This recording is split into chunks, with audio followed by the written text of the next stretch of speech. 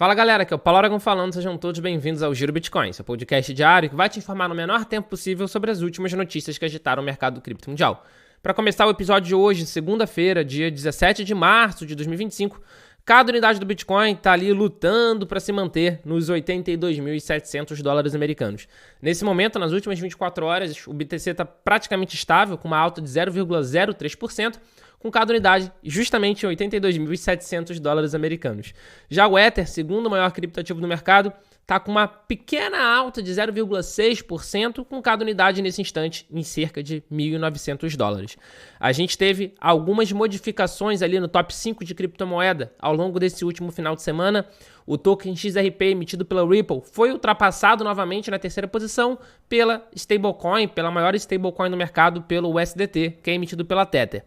Nesse momento, então, o top 5 de criptomoeda é BTC, ETH, USDT, XRP e BNB. BNB que, inclusive, está com a maior alta desse top 5, com uma alta de cerca de 5,2%, com cada unidade, nesse instante, em aproximadamente 630 dólares americanos. Dando continuidade ao episódio de hoje, e agora falando sobre os ETFs do mercado americano, na última sexta-feira, os ETFs de BTC Spot tiveram um dia positivo. Foi um inflow de 665 BTC, um inflow pequeno, perto dos inflows que a gente já se acostumou a ver ao longo desses últimos meses, mas se a gente considerar apenas o recorte dessas últimas semanas, foi um inflow muito bom, afinal de contas. A gente tem visto saídas maiores e maiores e maiores a cada dia. Se a gente teve essa entrada, se a gente teve esse dia positivo nos ETFs de BTC Spot, a gente não pode falar o mesmo dos ETFs de ETH. Na última sexta-feira, a gente voltou a ter uma saída bastante significativa de 25.164 unidades de ETH, o que em dólar americano deu cerca de 46,9 milhões de dólares. Ou seja, ETF de Bitcoin Spot voltou a ficar no inflow, o ETF de Ether Spot não conseguiu e inclusive fechou a semana bastante no vermelho, com saídas bastante consideráveis. E essa semana, de uma forma geral, foi uma semana bem negativa para os ETFs e para os ETPs, que são os produtos negociados em bolsa de criptomoeda. Inclusive, essa semana a gente viu um outflow, ou seja, a gente viu uma saída de 1,7 bilhão de dólares em todos os produtos de cripto listados em bolsa nos Estados Unidos. E vale ressaltar que essa sequência, vale ressaltar que esse volume é o maior desde 2015, que é quando a CoinShares começou a justamente fazer essa análise. Então aqui a gente consegue ver quais foram os produtos que mais tiveram saída, né? O de Bitcoin teve muita saída, o de Ether teve muita saída, também a gente teve os de Solana, os de Sui, os de Litecoin, os de short de Bitcoin. E ao longo dessa última semana, os que mais tiveram realmente esse inflow, teve mais entrada, foi o de XRP. Mas a verdade também é que a gente consegue ver que os assets under management, ou seja, os ativos sob gestão desses produtos que conseguiram ter entrada, são muito pequenos se comparados com o Bitcoin e com o Ether, que naturalmente lideraram as saídas, porque são os maiores ETPs do mercado americano de uma forma geral. De qualquer maneira, isso é muito causado pela trade war, por essa guerra tarifária, essa guerra comercial que a gente está vendo acontecendo ao redor do mundo, o que gera um certo medo de inflação, o que gera um certo medo de recessão, e o que faz com que possivelmente o Fed não corte a taxa de juros agora nessa reunião de março. Inclusive, nessa semana, dia 19, a gente vai ter a reunião do Fed, e hoje o mercado acredita que a gente não vai ter nenhuma modificação. Inclusive, se a gente olhar na Polymarket, que é uma casa de apostas descentralizada, a gente vai ver que o mercado está quase dando certeza que não vai ter mudança. Nesse instante, para no change, ou seja, sem mudança, está com 99%.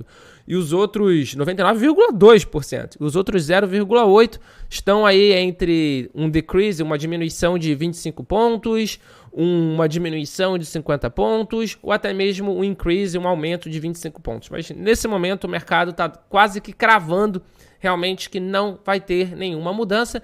E é claro que isso gera um certo receio nos investidores de renda variável de mercado de riscos. Isso a gente consegue ver também pelo índice de medo e ganância do mercado cripto. O índice nesse momento está em 22, que significa fear, que significa medo.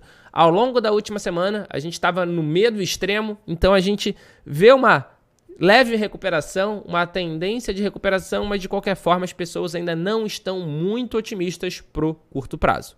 Dando continuidade ao episódio de hoje, mas ainda falando sobre a questão de ETFs, a VanEck, a gestora VanEck, entrou com um pedido de um novo ETF na SEC, que para quem não sabe é CVM americana. Só que dessa vez o ETF proposto pela VanEck é de AVAX, ou seja, de Avalanche. Vale ressaltar que a Avalanche nesse momento é o 17º maior criptoativo do mercado. E nas últimas 24 horas, entre as exchanges centralizadas e descentralizadas que são monitoradas pelo CoinMarketCap, teve um volume de aproximadamente 257,5 milhões de dólares. Um trecho do pedido S1 foi compartilhado nas redes sociais no último dia 14 de março por um dos maiores analistas de ETF do mundo, que é o James Seyfarth, que é o analista da Bloomberg.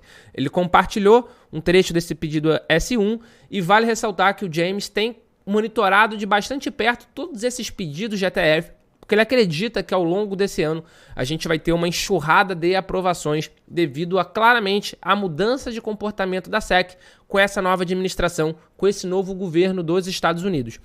A gente vai ter em breve mudança na presidência da SEC, mas de qualquer forma o Gary Gensler já saiu, a diretoria que era contra o mercado cripto de uma forma geral já saiu, e agora a gente está vendo melhores approach em relação à criptomoeda.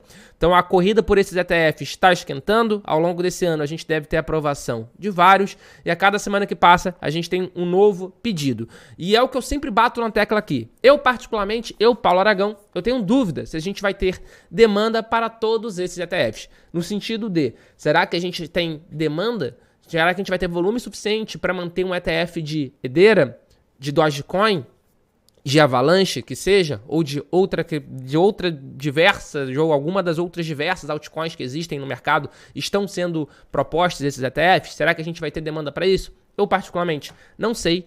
Eu particularmente tenho muitas dúvidas, mas quem tem que responder isso não é uma autarquia, não é um regulador. Quem tem que responder isso é o mercado. Se não tiver demanda, que lance, que não tenha volume e que feche. Mas que de qualquer forma isso seja oferecido para o mercado de uma forma geral. E para fechar o Giro Bitcoin de hoje, uma notícia rápida.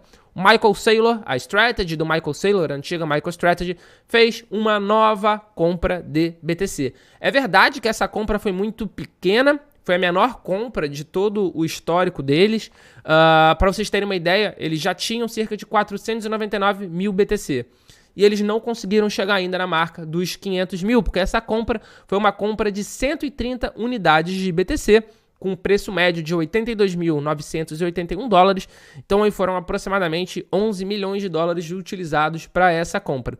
Foi a menor compra de todos os históricos dele. A gente vê aqui que a compra anterior, por exemplo, tinha sido de 20 mil bitcoins, a outra de 7.600, 10.107, 11.000, 2.530, 1.070. Então foi uma compra bem pequena, provavelmente é um dinheiro que sobrou lá deles, eles resolveram comprar BTC, mas de qualquer forma eles estão cada vez mais próximos da marca de 500 mil de BTC.